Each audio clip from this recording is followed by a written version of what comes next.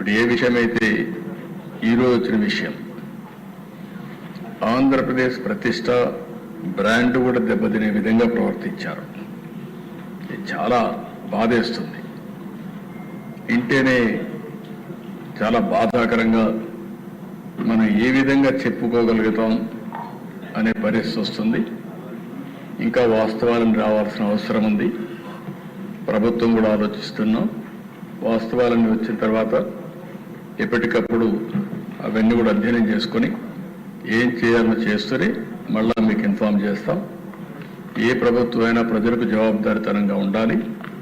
ఎవరు తప్పు చేసినా వాళ్ళ మీద యాక్షన్ తీసుకునే పరిస్థితి ఉంటేనే ఇంకొకరు ఇలాంటి తప్పులు చేయకుండా భయపడే పరిస్థితి వస్తుంది. ఏదేమైనా ఈరోజు నా దగ్గర ఏదైతే మీమారి కానీ అక్కడ వేసినటువంటి ఛార్జ్ షీట్ రిపోర్ట్ కానీ అన్నీ ఉన్నాయి. అది పబ్లిక్ డొమైన్లో ఉంది. దాని తర్వాత ఏమేమి ఉన్నాయో అన్నీ కూడా అధ్యయనం చేస్తాం. అధ్యయనం చేసి ఏం చేయాలనో మళ్ళీ మీ అందరి దగ్గరికి ఏం చేయాలో చేస్తూనే మీకు ఎప్పటికప్పుడు సమాచారం ఇస్తామని చెప్పి తెలియజేసుకుంటూ ఈరోజు రెగ్యులర్ బిజినెస్ పోదామని చెప్పి విజ్ఞప్తి చేస్తున్నాను.